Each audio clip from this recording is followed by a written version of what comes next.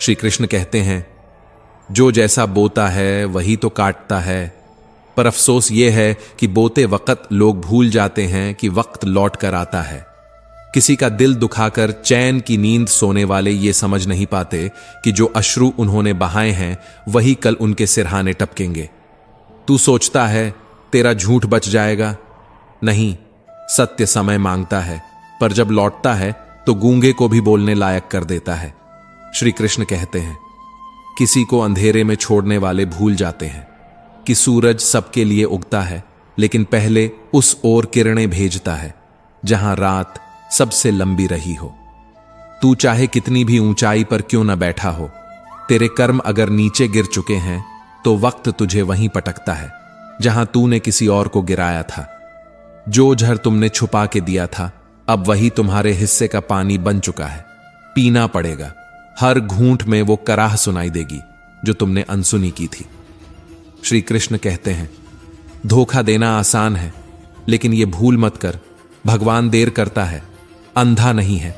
वो हिसाब वहीं करता है जहां तूने मुस्कुराकर किसी को रुलाया था।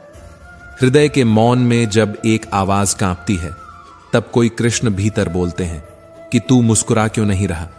किस पीड़ा ने तेरी आत्मा को चुप करा दिया है? जब तू खुद पर गुरूर करने लगे उस दिन मत आना मेरे दरबार में, क्योंकि मेरी भक्ति में अहम नहीं आता, आता है समर्पण। जो कृष्ण को दिल से मानते हैं वो बुराई में भी अच्छाई को ढूंढ लेते हैं, क्योंकि उनकी दृष्टि में कण कण श्री हरि का रूप है। जो दूसरों को कष्ट देता है वो समझ ले कि ईश्वर को भी पीड़ा पहुंचा रहा है, क्योंकि हर जीव के हृदय में मैं ही निवास करता हूं। और जब तू यह जानकर भी किसी को आहत करता है तो तू मुझे ही दुखी करता है। श्री कृष्ण कहते हैं, कर्म कर पर आसक्ति रहित होकर, ये मेरा मार्ग है। जो व्यक्ति अपनी इंद्रियों पर लगाम लगाता है और बिना किसी फल की चिंता के कर्म करता है वही सच्चा कर्मयोगी है। जो सिंह पशुओं में है, चील पक्षियों में और प्रहलाद राक्षसों में, वही समय भी मैं हूं जो सबका निर्णय लेकर आता है, मौन रहकर भी। हर वो बुराई जो तू करता है तुझे लौट कर मिलती है, क्योंकि मैं ही न्याय हूं और मेरा न्याय देर से होता है लेकिन अचूक होता है। मनुष्य का मन चंचल है और यही चंचलता उसे भटका देती है, भले ही मार्ग सामने हो। कृष्ण कहते हैं, मन को वश में करो, नहीं तो मन तुझे वश में कर लेगा। महाभारत इसलिए नहीं हुई कि समझाने वाला कोई नहीं था, बल्कि इसलिए हुई क्योंकि दुष्ट लोग समझते ही नहीं, उन्हें केवल कठोरता समझाती है। इससे पहले कि हम इस विषय को गहराई से समझें, आपसे अनुरोध है कि इस वीडियो को अंत तक देखें। यदि आपको हमारा यह प्रयास पसंद आए तो वीडियो को लाइक करें और नीचे कमेंट में जय श्री राधे कृष्ण अवश्य लिखें। साथ ही हंसता है, खेलता है, सबको खुशी देता है। लेकिन जब तू चुप हो जाए, उदास हो जाए, तो दुनिया को समझ जाना चाहिए कि कोई पीड़ा है जो तूने छुपा रखी है। कृष्ण का भक्त कभी अपना नहीं रहता, वो अपने ईश्वर में ही समा जाता है। वो नहीं चाहता कि उसे नाम, यश या अहंकार मिले।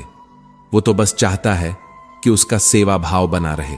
जो जैसा करता है वैसा ही पाता है। लेकिन याद रखो, ईश्वर पहले देखता है कि तूने कर्म क्यों किया, फिर देता है उसका फल। तू दुनिया को छल ले, खुद को नहीं छल सकता, क्योंकि अंतरात्मा में मैं ही बैठा हूं, हर श्वास के साथ। श्री कृष्ण कहते हैं, भरोसा टूटने पर आवाज नहीं करता, लेकिन उसकी गूंज पूरी जिंदगी सुनाई देती है। वो प्रेम नहीं जो छूट जाए, वो भरोसा नहीं जो टूट जाए, और वो जीवन नहीं जो वर्तमान को छोड़कर भूत और भविष्य में भटकता रहे। पत्थर भारी हो सकता है, पर जब वह पानी में उतरता है तो डूब जाता है। ठीक वैसे ही अभिमान से भरा व्यक्ति अपने ही वजन से अपने अस्तित्व को मिटा बैठता है। अगर तुम्हें प्रतीक्षा लंबी लग रही है तो समझो, तुम्हारा भाग्य तुम्हारी औकात से बड़ा लिखा जा चुका है। ईश्वर देरी कर सकता है, लेकिन देने से कभी चूकता नहीं। किसी के विश्वास पर खरोंच मत लगाओ, क्योंकि टूटा हुआ विश्वास फिर कभी मुकम्मल नहीं होता। वो चाहे दोबारा जुड़ भी जाए, मगर उसकी आवाज हमेशा कांपती है। वो व्यक्ति जो हर पल असंतोष में जीता है, वो दरअसल संतोष के बिना शून्य में तैर रहा होता है। उसे कितना भी दे दो, वो कभी पूर्ण नहीं होता, क्योंकि जो भीतर से रिक्त हो वो बाहर से कैसे भर सकता है। जो थोड़े में मुस्कुरा सकता है वही सबसे अमीर है। क्योंकि उसके पास कम में भी सबका अनुभव है। जो प्रेम को समझ गया वो वियोग से नहीं डरता, क्योंकि उसे झात होता है प्रेम केवल साथ में नहीं, भाव में जीता है। मीरा के प्रेम में कृष्ण बिना साथ के भी संपूर्ण थे। जो जीवन में वर्तमान को नहीं जीता, वह जीते हुए भी मृत है।